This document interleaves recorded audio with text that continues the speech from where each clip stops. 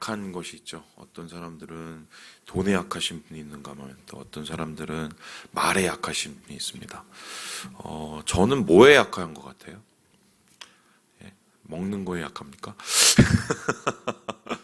뭐에 약한 것 같아요? 예전에는 제가 아직도 기억하는데 저희 어머니가 제 어렸을 때는 이제 하도 안 먹어서 이제 숟가락에 이제 밥 들고 이제 쫓아다니셨어요. 그렇게 안 먹던 사람입니다. 되게 그렇게 잘 먹어요, 요즘에. 어, 제 약함은 이제 저희 집안의 약함입니다. 예, 집안에 내려오는 약함 부분이 있어요. 뭐냐면 억울한 걸 못 참습니다. 저희 집안에 이게 진짜 너무 약한데 평소에 이제 아무렇지 않게 가만히 있다가도 관계가 아무 문제가 없더라도 뭔가 억울한 일이 하나 생기기 시작하고 발생하기 시작하면 거의 화들짝 놀라고 거의 알러지 반응을 막 일으켜요. 그래서 막 갑자기 막 이렇게 멘붕이 되고 성질을 내고 막 이런 일들이 저희 집에 굉장히 잦습니다. 옛날에는 저만 그런 줄 알았는데 나중에 봤더니 저희 작은 형님도 그러고 큰 형님도 그러고 다 그러더만요. 그리고 저희 아버지는 좀 결이 다르긴 하지만 저희 어머니도 거의 비슷해요. 그래서 저희 집안은 그게 좀 약합니다. 그런데 신기한 게 하나님은 우리가 어디가 어떻게 약한지 알고 있습니다. 그리고 하나님만큼 사탄도 우리가 어떻게 어디가 약한지를 너무 잘 알고 있습니다. 그래서 시험이 올 때마다 더 힘든 이유가 뭐냐면 하나님 차원에서 우리가 약한 부분을 뭔가 다시 좀 강하게 하고 또 온전해지기 위해서 성장시키시기 위해서 그것을 단련하는 도구로 삼으신가 하면 사탄은 어떻게든 그 약한 부분을 붙잡고 우리를 넘어지게 하고 힘들게 하고 어렵게 하려고 하죠. 그러니까 사실 시험이 오면 사람은 넘어질 수밖에 없는 게 당연해요. 시험이 와서 넘어지지 않는다. 이거는 시험이 아닙니다. 그런데 시험이 왔는데 넘어졌는데 그러면 믿는 사람들은 그 시험을 어떤 의미냐? 그 넘어짐 가운데서 내가 다시 일어설 수 있는 뭔가를 붙잡는 게 이게 시험의 묘미죠. 어제도 이제 수능 시험을 쳤지만 어제 뭐 불수능이라고 한 문제를 어떤 이 강사도 학원 강사도 20분을 풀었다면서요.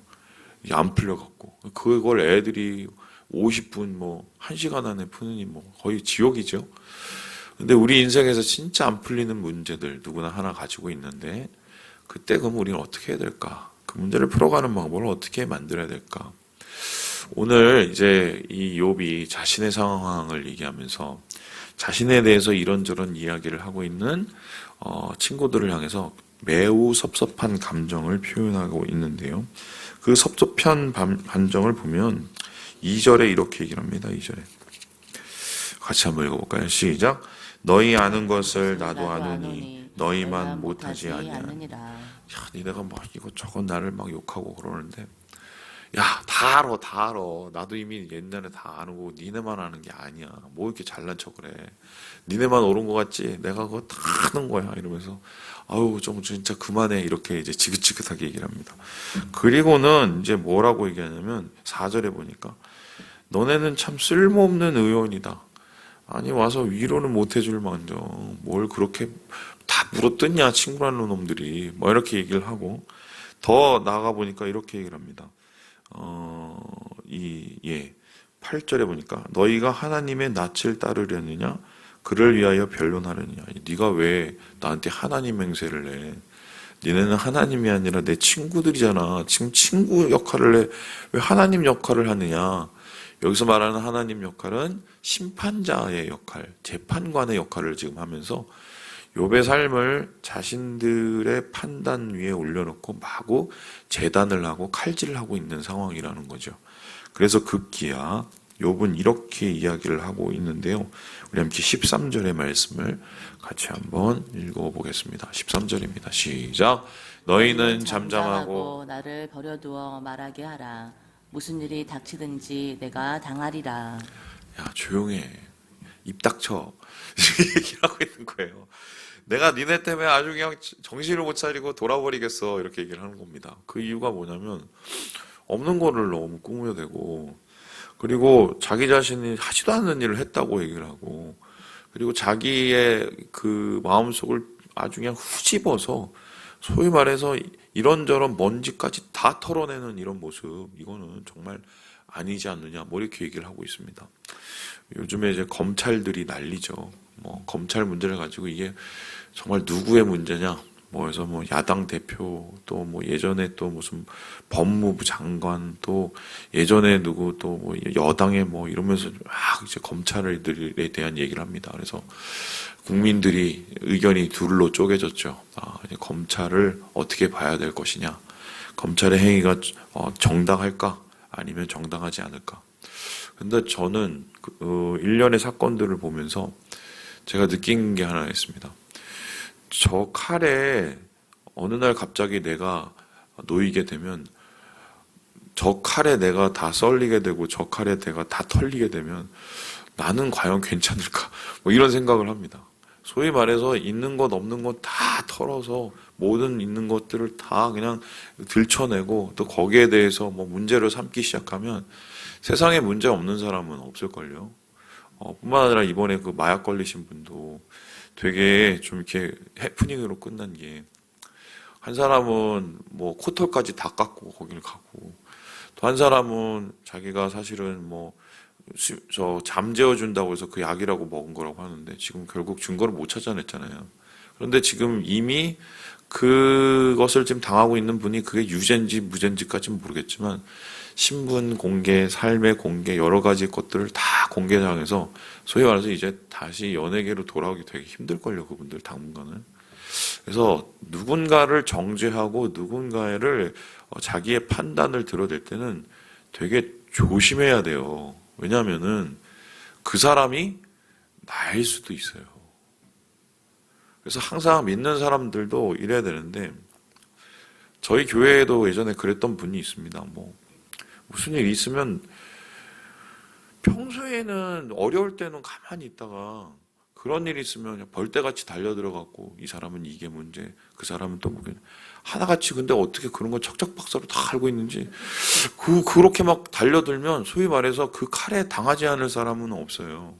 그렇게 되면 미쳐요. 지금 욥이 지금 친구들의 그러한 여러 가지의 말이 아니라 이건 가시죠, 칼이죠. 거기에 제단을 당해서 이 영혼이 거의 찢어지고 지금 소리를 지르고 있는 거죠. 자, 이렇게 가장 가까운 사람에게 어렵고 힘들었던 이 상황을 겪고 억울한 상황을 겪는다면 여러분 이것을 어떻게 이겨내겠습니까? 그런데 신기하게 욥은 여기서 답을 하나씩 찾아내고 있어요. 자기의 억울함을 견디지 못하고 힘들어하는 이때 어떤 답을 찾았을까? 근데 이게 참 흥미로운데요. 예, 우리 함께 15절의 말씀을 같이 한번 읽어보겠습니다. 15절입니다. 시작. 그가 나를 죽이시리니 내가 희망이 없노라. 그러나 그의 앞에서 내 행위를 아뢰리라. 요 말씀을 그냥 보면은 그가 나를 죽이시리니 여기서 말하는 그는 하나님입니다. 그러니까 하나님도 사람들과 마찬가지로 친구들과 마찬가지로 자기를 지금 열심히 재단하고 계시는 것처럼 느껴지죠. 왜냐하면 실제적으로 재난이 와서 자식 죽었죠. 집안 날렸죠. 몸 엉망진창이죠. 하나님이 나를 이젠 거의 재판을 하시는 게 아니라 처벌을 하시는 듯한 느낌이 드는 지금 상황까지 이릅니다. 그래서 이게 보면은 15절하고 1번 앞에 있겠죠. 그리고 거기 1번 밑에 내려가면은 이 희망이 없다는 이 말을 다른 식으로 해석을 하는데요. 한번 제가 읽어볼게요. 밑에 보면 조그맣게 글씨가 있어요. 그가 나를 죽이실지라도 나는 그를 어떻게 한다고 합니까? 의뢰하더니. 그래서 이런 생각입니다. 하나님께서 나를 재단하시고 하나님께서 나를 막 재판하시고 하나님께서 나를 내치신 것 같은 이 억울함을 내가 가지고 있지만 그래도 나의 희망은 아직도 하나님밖에 없습니다 라고 얘기를 하고 있는 거예요. 그래서 그의 앞에서 내 행위를 아뢰리라. 사실 하나님 앞에서 버려진 것 같은 느낌이 들고 하나님이 이에 대해서 제대로 대답도 안 하는 것 같고 주위에 있는 친구들은 나를 괴롭히고 있지만 이러한 억울한 상황을 결국 내가 해결할 수 있는 방법은 인간의 재판장이 아니라, 인간의 그 판정이 아니라 하나님의 재판을 내가 받겠다는 겁니다. 여러분 아시겠죠? 우리나라도 재판을 억울하면 몇 번을 받을 수가 있습니까? 3번을 받을 수 있어요. 그런데 지금 하나님을 믿는 사람에게는 3번이 아니라 4번 받을 수 있습니다.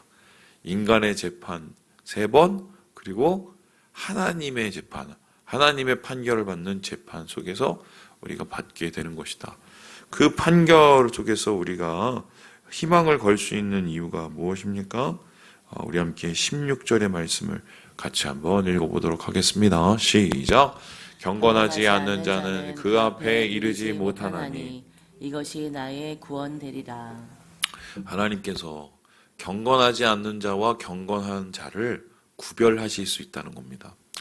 우리나라 재판이나 세상의 재판은 제일 중요한 것이 1번이 뭐냐면 증언이 아니에요. 증언보다 더 중요한 게 뭡니까? 증거입니다. 그래서 증거가 일단 확보가 되면 사실 누가 증언하냐는 그렇게 중요하지 않습니까? 증거가 있기 때문이죠. 그런데 이제 증거가 없으면은 이제 정황을 찾고 정황을 뒷받침할 증언을 찾게 되죠. 이제 그러면서 이제 판사들이 복잡해져요. 제가 예전에 있었던 교회에 판사 부부가 있었습니다. 부인도 판사, 남편도 판사. 제가 그 부부를 보면서 저 집안은 어떤 억울함이 생기면 서로 어떻게 풀까 되게 궁금했습니다. 아직까지 잘 모르겠지만. 근데 제가 물어봤어요, 그분한테. 궁금해서 이렇게 재판하실 때 힘들지 않냐고. 증거도 불분명하고 그러면 그걸 어떻게 찾아내요? 여쭤봤더니 그런 얘기는 들을 수가 없잖아요. 그래서 그분한테 물어봤더니 그분들이 그러더만요. 이렇게 전체적인 흐름을 본대요. 그래서 이게 뭐 A, B, C 이렇게 지나가지 않습니까? 이제 검사들이 거기에 대해서 이제 막 증거가 없으면 정황을 만들어내면서 얘는 이게 문제고 이런 문제고 그러니까 얘는 죄를 때려야 됩니다. 뭐 이렇게 유죄입니다. 이렇게 밝혀내는 그 흐름들이 있대요. 그리고 그 흐름하고 거기에 대해서 이제 변호사들이 A는 사실 그게 아니고요. B는 그게 아니고요. 변론을 이렇게 넣어놓지 않습니까? 그럼 이제 그거를 이렇게 다 들어놓고 전체적인 흐름을 본답니다. 그러면 이제 큰 그림을 본다는 건데 큰 그림을 보면은 안 보이던 것들이 보인대요. 그리고 그나마 좀 뭔가 뚜렷해 보이는 것들이 보인대요. 그래서 그런 흐름을 가지고 전체적으로 파악을 한다고 얘기를 하더라고요. 그것을 보면서 역시 재판은 아무나 하는 게 아니구나. 그러니까 조감도가 있는 거죠. 어떤 사람에 대한 삶을 다루고 인생을 다룰 때 하나님은 어떻게 보면은 위에서 바라보신다면 제일 꼭대기 위에서 바라보시는 거고 그리고 가까이서 보신다면 제일 우리의 속을 다 바라보시고 계신 분이기 때문에 모든 것을 아시죠.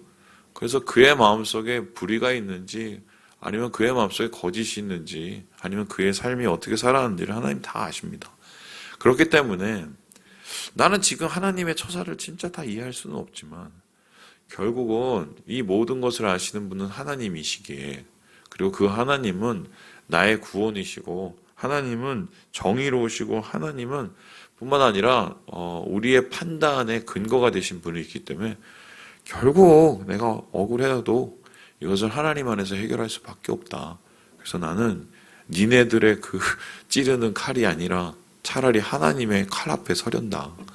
하나님의 그 재판 앞에 나는 서련다. 그것이 내가 결국은 붙잡아야 될 최종적인 희망이다. 이렇게 이야기를 하고 있습니다. 그래서 그런 것 같습니다. 교회는 제가 보면은 막 싸우잖아요. 그렇죠? 그 예전에 이렇게 싸우면 A 권사님, B 권사님, 뭐 A 집사님, B 집사님 이렇게 막 싸웁니다. 그러면 이제 저한테 초반에는 제가 잘 모르니까 그래서 우리 교회 왔었을 때 목사님 저분이 막 이래고 저거. 그럼 반대로 저 B 분은 와갖고 목사님 아니에요 막. 그럼 제가 어떻게 했냐면 누구 말이 진짜지? 그래서 이걸 가지고 거의 무슨 솔로몬처럼 그 앞에다 두고 배를 가를 수는 없으니까 제가 막 되게 고민을 하면서 막 판단을 했어요. 그래서 나름 이성적인 판단을 가지고 제가 생각할 때는 요건 요거고 저건 저거고 요거는 조금 요분이 문제인 것 같고 저거는 저분이 문제인 것 같고 그렇게 이렇게 탁 얘기를 했습니다. 그래서 제 딴에는 잘한 것 같아서 뿌듯하잖아요. 어떻게 되는지 아세요? 둘 다 그 다음 주부터 저를 안 봐요. 그래서 제가 내린 결론은 이분들이 이제 뭘 갖고 오면 나는 편을 들지 말아야겠구나. 왜냐면은 이제 한계가 있죠. 그리고 자칫 잘못하면은 마음이 다치고. 그다음에 두 번째 제가 안 게 교회 안에서 이제 성도들 간에 문제가 생기면은 막 싸우고 막 그래도 결국은 이제 교회에 계속 계세요. 계시는 경우가 많아요. 근데 대부분 이제 교회 잘 계시다가 나가시는 분들의 공통적인 특징은 뭐냐면 저하고 문제가 생길 때입니다. 근데 그 많은 문제 중에 제가 직접적으로 뭘 한 문제는 없어요. 진짜 거의 없어요. 오해들이 되게 많거든요. 결국 이제 목회는 전 타이밍이라고 생각하는데 그 타이밍을 그때 제때에 맞춰서 해결하느냐, 그 오해를. 그거를 하면은 풀리고 그걸 안 하시면 결국 나가시더만요. 제가 그걸 배웠어요. 우리 교회에서 거의 지금 8년 반을 하면서. 그리고 침묵해야 될 때가 많다는 걸 제가 배웠고. 근데 세상도 마찬가지예요. 우리가 세상 속에서 이 사람하고 이 문제, 저 사람하고 저 문제 이렇게 살고 또 어려움을 겪고 막 이럴 수 있죠. 근데 다른 사람하고의 관계, 심지어는 부부관계, 가족관계도 깨질 수 있어요. 저는 그 힘을 봤어요. 피는 물보다 진한데요. 예. 피보다 더 진한 거는 돈입니다. 저는 그거 봤거든요, 진짜. 수없이 봤어요. 교회에서 소위 말해서 심지어는 장로님, 권사님이라는 분도 거기 앞에 어떻게 무너지는지 제가 너무 많이 봤기 때문에 사실 이제 세상 속에선 그래요, 모든 관계들이. 그런데 인생에서 우리가 절대로 놓치지 말아야 될 관계, 이거 놓쳐버리면 모든 게 다 무너지는 관계는 결국 하나님하고 관계에서 문제가 생기면 어디 가서 해결할 데가 없어요. 그래서 오늘 이 욥은 사실 하나님한테 되게 불만도 많고 불평도 되게 많았지만 그래도 다시 하나님하고 이걸 해결하려고 하는 거예요. 안 그러면 갈 데가 없으니까. 예. 자기의 억울함을 그래도 아시는 하나님, 뭔가 해결 방법과 뭔가 해답이 있지 않겠냐 하면서 하나님 앞에 마지막 희망을 거는 이제 욥의 모습 속에서 우리가 어떻게 억울함을 헤쳐나가야 될지 다시 한번 이제 고민하게 되는 거죠. 제 얘기 하나 해드리면 아마 들으셨던 분도 있었을 텐데, 예전에 저희가 이제 미국에 딱 갔는데 거기 이제 미국 교회에, 미국에는 내려오는 일종의 룰이 있습니다. 골든 룰이 있는데, 공항에 나오는 사람을 조심해라, 이런 룰이 있어요. 근데 이제 진짜 공항에 나오는 사람, 나를 맞이하러 나온 사람, 그게 피부치나 이런 사람이 진짜 가까운 사람이 아니면 대부분 사기꾼이거나 아니면 나를 이용해 먹으려는 사람입니다. 진짜 맞거든요. 생각을 해보면 맞아요. 왜냐면 너무 바쁘기 때문에 그 바쁜 가운데서 시간 짬내서 나온다는 건 뭐를 얻기 위해서 나오는 거예요, 대부분. 근데 저희 왔었을 때 공항에 나오신 분이 교회의 한 집사님이셨습니다. 그분이 이제 교회 안에서 소위 말해서 널서리라고 어린이집 같은 걸 하고 있었었는데, 초반에 저희가 이제 정착할 때 이런저런 것을 많이 도와주셨어요. 한 일주일을. 그래서 이제 했는데, 나중에 왜 이분이 나왔는지를 알게 됐죠. 결론적으로 뭐냐면, 값싼 노동력이 필요했고, 그리고 저희 아내를 값싼 노동력으로 이용을 하려고 이제 이분이 나왔던 거고, 그리고 그런 식으로 또 교회를 또 이용하고 있었어요, 이분들이. 근데 이제 저희가 이제 불응했어요. 거기 가서 저희가 알바하려고 간 건 아니니까 오히려 공부하고 그리고 사역하러 간 거거든요. 근데 그부터 이분들이 이제 돌변을 했어요, 돌변을. 그리고 어떻게 됐느냐? 내가 하지도 않은 말을 다 했다고, 사람들한테. 그리고 저희 아내는 지금도 말을 잘 안 하죠. 저한테는 말 너무 잘하는데 교인들한테는 말 잘 안 합니다. 근데 저희 아내를 무슨 그냥 모함하는 여자로 만들어버리고 이간질하는 여자로, 말도 안 했는데 다. 근데 더 미치고 환장할 게 저희를 믿겠어요? 그분을 믿겠어요? 저희는 온 지도 지금 뭐 한 달도 안 되는 사람이니까 뭐 믿음이 가겠습니까? 제가 어떤 놈인가 이렇게 보고 있었을 텐데. 근데 이제 이분 얘기를 믿으니까 어느 날 갑자기 교회에 나가면 사람들이 수근수근거리다가 우리가 딱 가면 조용해지더라고요. 그게 뭔지 아시죠? 아, 진짜 견디기 힘들었어요. 그리고 막 목사님도 나중에 오해하시고. 그래서 짐 싸서 다시 오려고 저희가 진짜 힘들었거든요. 그때. 근데 하나님이 그렇게 기도를 하는데 눈물로 기도하는데 아니라고 가지 말라고 해서 아직은 아니다. 아직은 아니다. 그래서 아닌 줄 알았어요. 그래서 안 했어요. 안 갔어요. 어떻게 됐느냐? 뭐 짧게 설명을 드리면 그 교회 앞에 저 유대인 학교가 있었는데 그 학교에 화재가 나면서 우리 교회에 화재 검사가 왔습니다. 그러면서 교회 빌딩 이 건물에 이 문제가 있다는 걸 발견되고 나서 결국 그 널서리를 못 하게 됐어요. 그러고 나면서 그분들의 본색이 다 드러났습니다. 거짓말들이 다 드러나고 그리고 된통 그분에게 교회가 크게 당했죠. 목사님부터 시작을 해갖고 나중에 와서 목사님이 저한테 얘기하시더라고요. 미안하다고. 1년 반 걸렸어요. 그때 제가 1년 반 어떻게 견뎠는지 아세요? 그냥 미친 듯이 견뎠습니다. 그냥 저녁마다 예배 끝나고 나서 하나님 왜 이렇게 힘들게 하시고 왜 내가 안 했는데 왜 하나님 다 했다고 그러고 막 그러고 살았어요. 제가 1년 반을 하나님한테 호소하며 사람들은 이미 나한테 대한 재판이 다 끝났는데 하나님의 재판에서 좀 제가 다시 재판을 1년 반 동안 받은 거죠. 그 후에 하나님께서 그렇게 해결해 주시더라고요. 느리긴 한데 확실합니다. 그게. 주님 안에서 마지막에 희망을 버리지 마시고 하나님의 판단과 하나님의 도우심을 붙잡으시고 오늘 하루를 살아가시는 우리 모든 성도들 되시길 주님의 이름으로 축원합니다.